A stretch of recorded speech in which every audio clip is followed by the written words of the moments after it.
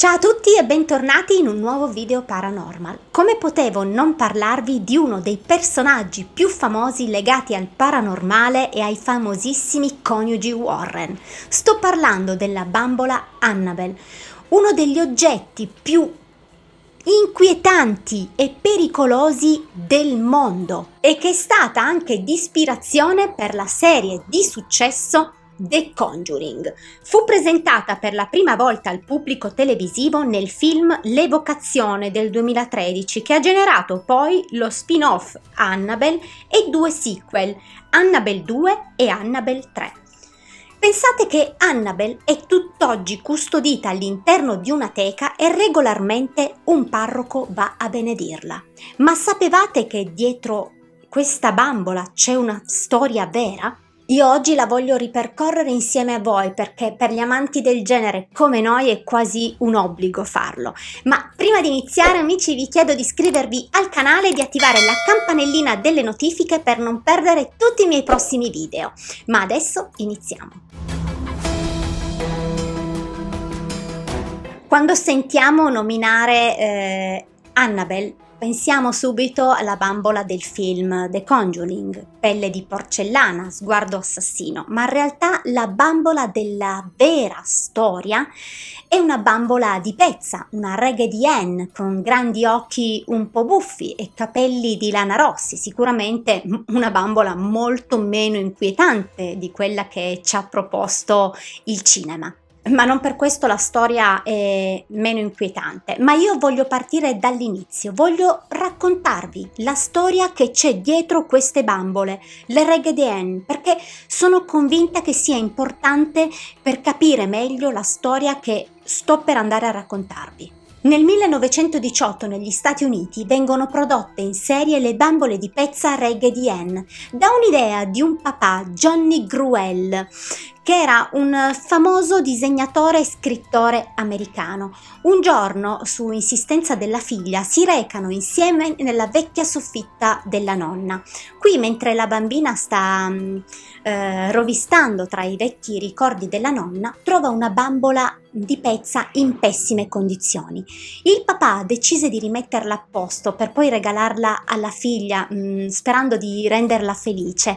Usò dei bottoni per fare gli occhi, un nasino triangolare su una bocca sorridente. Nacque così la prima bambola Raggedy Ann, ma dietro questa creazione purtroppo c'è una storia davvero molto triste, perché la figlia di Gruelle, Marcella, perde la vita a soli 13 anni, sembra per un'infezione, e dopo questo immenso dolore il padre decise nel 1915 di registrare la bambola che aveva creato per la figlia come tributo alla sua bambina, ma non solo, successivamente registrò anche il suo fratellino, Andy. Raggedy Ann nasce dopo il libro per bambini scritto proprio da Gruelle nel 1915, intitolato Raggedy Ann Stories, e nel 1920 esce il seguito dal titolo Raggedy Andy Story.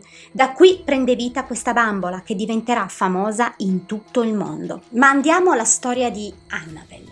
Nel 1970 la mamma di una studentessa laureanda in scienze infermieristiche di nome Donna entra un giorno in un negozio di antiquariato in cerca di un regalo per il compleanno della figlia. Quando arriva qui trova subito il regalo per lei perfetto, una bambola di pezza, una Raggedy Ann. Quando la figlia lo riceve in dono è davvero molto contenta, tanto che decide di portarlo con sé nel suo appartamento che condivide con la sua compagna di studi Angie, e decide di metterla proprio al centro del suo letto.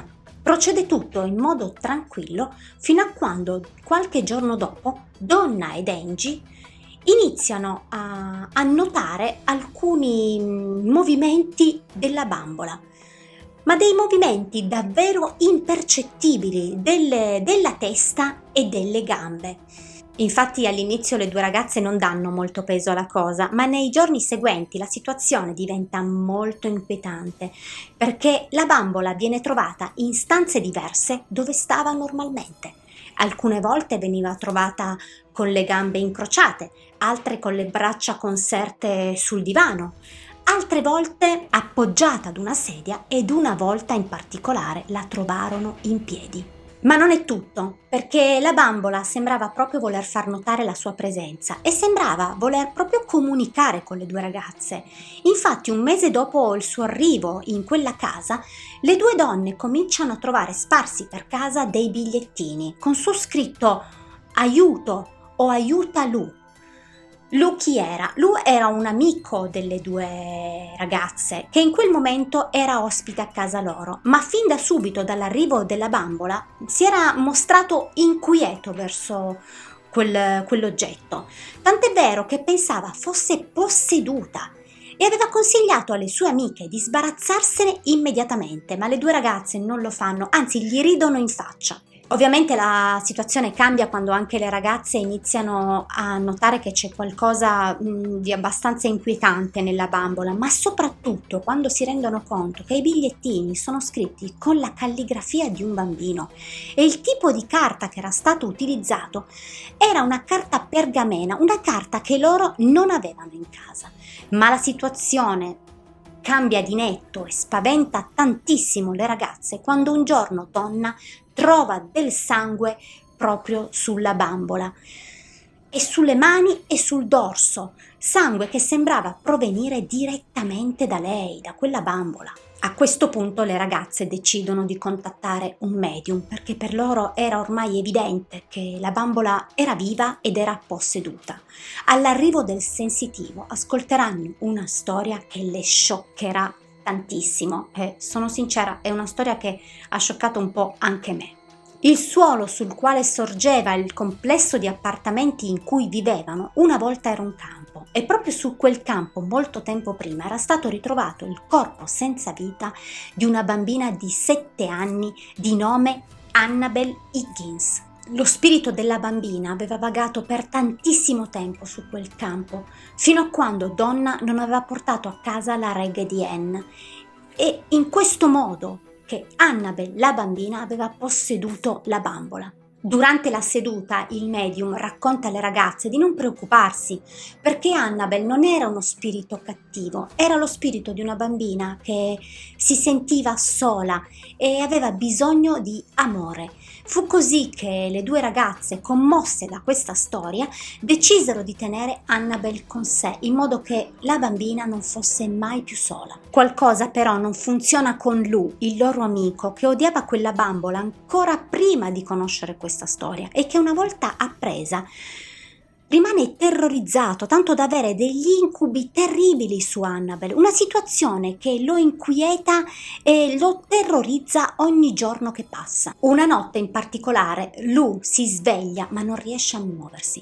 Quando guarda in fondo al letto vede Annabel che lentamente sta scivolando sulle sue gambe per arrivare al collo dove tenta di strangolarlo. Lu è in preda al panico e sembra quasi che perda i sensi perché quando si risveglia non ha ricordo di quanto accaduto. Infatti arriva a pensare che era l'ennesimo incubo ed è qui che davvero al limite tenterà lui stesso di sbarazzarsi di quella bambola. Un giorno, mentre Donna è fuori casa, Angie e Lu sentono dei rumori provenire dalla stanza della loro amica e pensando che ci sia un intruso in casa si avvicinano piano piano alla porta. Ma quando Lu entra dentro si accorge che non c'è nessuno, ma Annabel era seduta in un angolo invece di essere al solito posto nel suo letto. E qui in pochi istanti accade qualcosa di davvero allucinante, perché Lu si ritrova sul petto 7 enormi graffi come di artigli ed un calore incredibile lo avvolge come se stesse andando a fuoco. Nel frattempo Annabel si era spostata al centro della stanza. Dopo questo terribile fatto Donna si convince che all'interno della bambola ci sia uno spirito davvero malvagio e decide di mettersi in contatto con padre Cook.